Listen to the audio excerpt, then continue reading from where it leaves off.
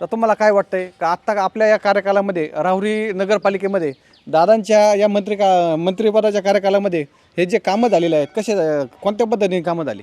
आता 2.5 वर्षाच्या दादा मंत्री असताना खूप कामं राहुरी शहरात तर झाले पण तालुक्यात पण भरपूर कामं झाले. 2.5 वर्षात राहुरी शहराचं पूर्ण पाणी योजना असेल, रस्ते असतील, गटारे असतील, गटार योजना झाली 100 कोटीची, त्याच्यात पाणी योजना झाली 30 कोटीची.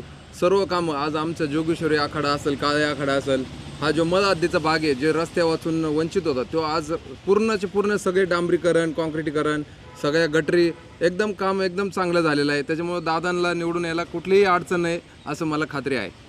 आणि सगळ्यात महत्त्वाची गोष्ट, आता शेतकऱ्यांना पीक विम्याचे पैसे भेटले, 1 रुपयातला पीक विमा भेटला, PM किसानचे पैसे भेटले आणि लाडके बहिणीचा समजा आता जो पॅटर्न आहे जोरदार चालू आहे. तर तुम्हाला असं वाटतंय का आपल्या बायका आपल्या नवऱ्याचा यावर्षी मतदानाच्या बाबतीत काही ऐकतील? कसं आहे, पीक विम्याचा जो विषय आहे तर याच्या मागं पण पीक विमा उतरवलं होतं लोकांनी, पण त्याच्या आधी कधीच पैसे नाही दिले. आता इलेक्शन असल्यामुळं पैसे दिले. आणि लाडकी बहीण हा पण एक निवडणूक जुमला आहे, बाकी दुसरं वेगळं काय नाही.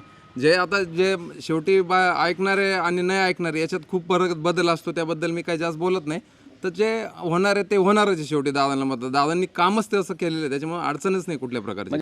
गेल्या 5 वर्षामध्ये आमदार प्रत्येकदादा तनपुरे यांच्या माध्यमातून जोगेश्वरी आखाडा प्रभाग क्रमांक 8साठी गेल्या 5 वर्षामध्ये 6 कोटीचा निधी त्या ठिकाणी प्राप्त झालेला आहे. जोगेश्वरी आखाडा नळपाणी योजना असेल, त्याचप्रमाणे संपूर्ण प्रभागातील मुख्य रस्ते असतील, त्याचप्रमाणे जोगेश्वरी आखाड्यातील भुहेरे गटर असेल, सगळ्यात महत्त्वाचं जोगेश्वरी आखाडा स्मशानभूमीचं काम असेल, असे विविध चांगले विकास कामं दादांच्या माध्यमातून त्या ठिकाणी आम्हाला करता आले. आणि सर्वात महत्त्वाचं, दादांच्या मंत्रिमंडळामध्ये सामील झाल्यामुळं आपल्या राहुरी शहराला कोट्यवधीचा निधी त्या ठिकाणी दादांच्या माध्यमातून त्या ठिकाणी मिळाला.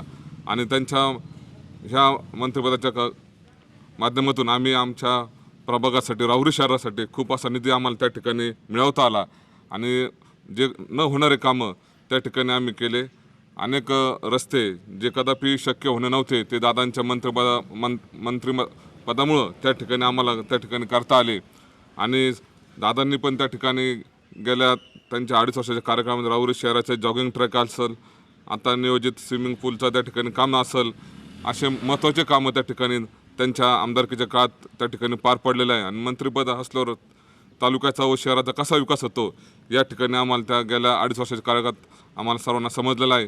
त्याच्यामुळे राहुरी तालुक्यातली जनता यावेळेस दादांना 50,000च्या लीडने त्या ठिकाणी निवडून दिलं असा आम्हाला ठाम विश्वास आहे. कर्डिले साहेब वेळोवेळी म्हणतात का दादांनी 5 वर्षामध्ये फक्त जनतेला गाजर दाखवलंय. तर दादांनी असे शेतकऱ्यांसाठी कोणते भरीव कामं केलेले असं काही वाटतंय का तुम्हाला? दादांनी भरीव कामं केलेले, 50,000चं लीड तुम्ही निश्चितपणे सांगता का दादा निवडून देतील, तर तुम्हाला असं काय वाटतं का 50,000 असा तुम्हाला कोणता आत्मविश्वास आहे का दादा निश्चितच 50,000चं लीड घेऊन निवडून येतील? गेल्या 2019ला ऑक्टोबरला जी निवडणूक झाली, आम्हाला आठवतं त्या ज्या दिवशी निकाल लागला दुसऱ्याच दिवशीमध्ये आपल्या मुळा डॅमचं सर्व धरण भरलं होतं आणि डिग्रस केटीवर पूर्ण फुल झाला होता. आणि दादाने निकाल लागताच 24 तासामध्ये सकाळी दुसऱ्या दिवशी उठून 6 वाजता जाऊन डिग्रस केटीवरला भेट दिली आणि त्या केटीवरच्या फळ्या त्यांनी अर्जंट त्या ठिकाणी मोकळ्या करून त्या ठिकाणी शेतीचं लोकांचे पिकं वाचवले. आणि दादांनी सगळ्यात महत्त्वाचं आपल्या राहुरी तालुक्यासाठी जे जीवनदायी असेल आपले मुळा धरण आणि मुळा डावा कालवा आणि उजा डावा कालवा, तनपुरे घराण्याने आतापर्यंत बाबुरावदादा तनपुऱ्यांपासून माजी खासदार बापूसाहेब तनपुऱ्यांपर्यंत आणि आता प्रजादादा यांनी कायम शेतीच्या पाण्याचं जे योग्य नियोजन त्यांच्या कार्यकाळात झालेले, त्याच्यामुळं तालुक्याला सर्वात महत्त्वाचं असलेले आपलं ऊस शेती आणि त्यासाठी लागणारं पाणी ते तनपुरे घराण्याने आतापर्यंत योग्य नियोजन केल्यामुळं संपूर्ण शेतकऱ्यांचा त्यांच्या पाठीशी ठामपणे उभा आहेत. आणि सगळ्यात महत्त्वाची गोष्ट आता इथं आणि युवा पिढीसाठी किंवा MIDCचा विषय आहे यांच्यासाठी, तर त्याच्यासाठी दादांनी काही तरतूद केलेली आहे का भविष्यामध्ये?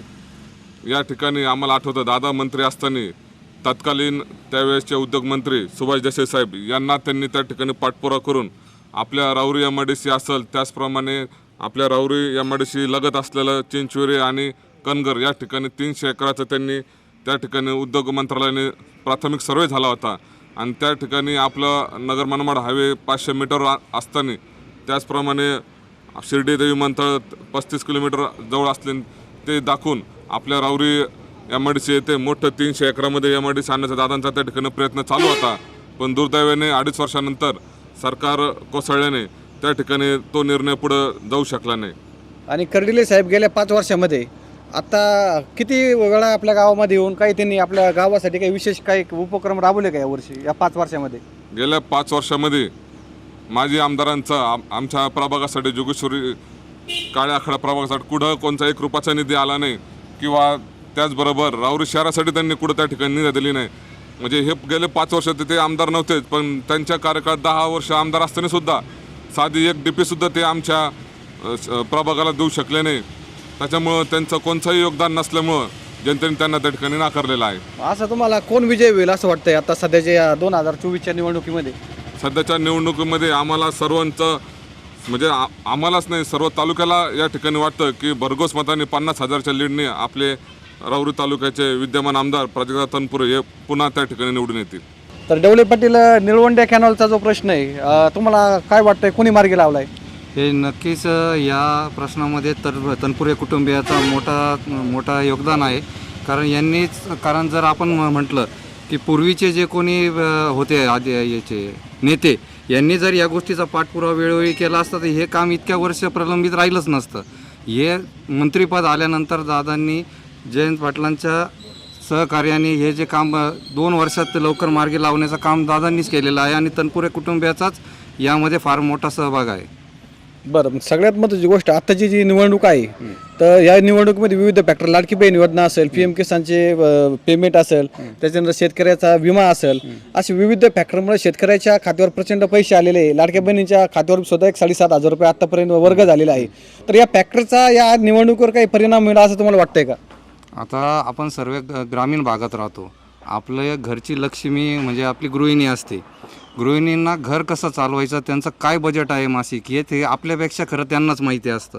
आणि खते असतील, त्यानंतर जे मजुरी वाढत चाललेली आहे, यावर जो खर्च होतो आहे, हे पैसे आपल्याला मिळत आहेत हे त्यांना चांगल्या प्रकारे कळतं आहे. तर हे असे कुठल्याही स्कीमा इलेक्शनचे जुमले वापरून आपण मत मिळवता येणार नाही, हे मी तुम्हाला निश्चित सांगतो. आजचं समजा जे इलेक्शनचं वारं आहे तर आता समजा काय तुम्हाला काय वाटतंय का आपल्या तालुक्याचा आमदार कोण होईल? प्राजक्ता तनपुरे. का असं वाटतंय प्राजक्तदादा तनपुरेच होतील? त्यांनी 5 वर्ष आमदारकीच्या काळात पाण्याचं नियोजन योग्य रीतीने केलं, त्यामुळे मला असं वाटतं की ते प्राजक्तदादाच आमदार होतील. आणि 10 वर्षामध्ये शिवाजीराव कर्डिले 10 वर्ष आमदार होते, तर त्यांनी असे पाठीमागं काही असे भरीव कामे केले का नाही केले? त्या काळात धरण भरलेलं असून सुद्धा कधी वेळेवर डाव्या कालव्याला पाणी आलं नाही, कधीच नाही आलं. म्हणजे तुमचं म्हणणं आहे प्राजक्तदादांनी शेतकऱ्यांच्या हे केलंय. आणि विजेचे प्रश्न काही विजेच्या संदर्भात दादांनी काही काम केलंय का? विजेच्या संदर्भात म्हणजे दादा असताना स्वतः माझ्या बांधाला DP बसलेली. मागे 5 वर्षापूर्वी माझ्या विहिरीत हाताने पाणी घेता येत होतं, पण DP अभावी माझं घास जळून गेला. त्याच्यानंतर दादा आल्यानंतर दादांनी तो सगळा सर्वे वगैरे करून माझ्या स्वतःच्या बांधाला DP बसवलेली. त्याच्यामुळं आमचा विजेचा प्रश्न कायमस्वरूपीचा मार्गी लागला. आणि आता जे आपले सध्याचे आमदार आहेत प्राजक्तदादा तनपुरे यांचा आपल्या गावामध्ये संपर्क असतो का वेळोवेळी? नाही दादांचा संपर्क असतो. मला वाटलं कर्डिले साहेबांचा. कर्डिले साहेबांनी किती वेळा आपल्याला भेटी दिल्या आतापर्यंत 5 ते वर्षामध्ये? कधी भेटलेच नाही. आणि दादा किती वेळा भेटतात तुम्हाला साधारणतः? ते भेटतात कायम. राहुरीला गेल्यानंतर पण, गावात पण काही कार्यक्रम वगैरे असल्यानंतर वेळोवेळी भेटतात. वेळोवेळी भेटतात. तुमचं काय मत आहे? ग्रामीण भागातल्या ज्या मूलभूत प्रश्नांकडे दादांनी जो हात घातलेला आहे गेल्या 5 वर्षामध्ये, तो आत्तापर्यंत म्हणजे जे समाधानकारक ग्रामीण भागातल्या लोकांना काय लागलं तर समाधानकारक जे त्यांचे मूलभूत प्रश्न आहे, पाणी झालं, तुमचं लाईटची व्यवस्था झालं, हे प्रश्नांनी त्यांनी प्राधान्याने अनुक्रमित प्राधान्याने त्यांनी हे केलेलं आहे. आणि दादांनी विधानसभेमध्ये आपल्या शेतकऱ्यांच्या संदर्भात किंवा वेगवेगळ्या विषयावर चांगल्या पद्धतीने प्रश्न उपस्थित केले काय? सर्व प्रश्न ग्रामीण भागातले मूलभूत मी जे म्हणतो शेतकऱ्यांचे जेवढे प्रश्न असतील तेवढ्यांना त्यांनी तेवढे कामं त्यांनी केलेले आहेत. बरं, मग तुम्हाला काय वाटतं बुवा ही 2024 ते 2029 या 5 वर्षाच्या कालावधीमध्ये कोण आमदार होईल? आता खरी जर स्पर्धा बघितला आपण, टक्कर जर बघितली, स्पर्धा दादाच म्हणजे तुम्हाला असं वाटतं का दादांचा वनवे विजय होणार आहे? बरं, आपल्याला काय वाटतं भाऊ? वनवे दादाच, प्राजक्तदादा तनपुरे. बरं, का असं वाटतं का दादाच होतील? कारण दादाचे कामं आणि दादाची बोलण्याची पद्धत आणि दादाचे जनसमुदायाशी संपर्क याच्यामुळे प्राजक्तदादा 100% विजयी होतील. विजय होतील. आपल्या गावासाठी तुम्हाला असं एखादं भरीव काम सांगता येईल का दादांनी काय केलंय? हो, आमच्या गावासाठी नगर मरमाड हवेपासून तर देवीच्या मंदिरापर्यंत डांबरीकरण, तसंच आमच्या मशानभूमीसाठी पण दादांनी भरपूर निधी दिला आणि दादांनी आमच्या गावात कमीत कमी 5 ते 6 डिप्याची व्यवस्था केलेली आहे आणि आज आमच्या आखाडं लाईट गावात ही जात नाही. दादांना भेटायचं असेल तुम्ही दादांना फोन केला तर दादा तुम्हाला उपलब्ध होतात का? 100% दादाची कॉन्टॅक्ट होते आमचे. होतं ना? हो. हा, आणि शिवाजी कर्डिले साहेबांची तुमचा काही कनेक्टिव्हिटी आहे नाही का नाही, काहीच नाही, काहीच नाही. गेल्या 5 वर्षामध्ये? नाही नाही नाही, कुठलंच नाही. एकंदरीत तुम्हाला काय वाटतं, ही निवडणूक कशी होईल? दादा वन वे चालते. दादा वन वे चालतील.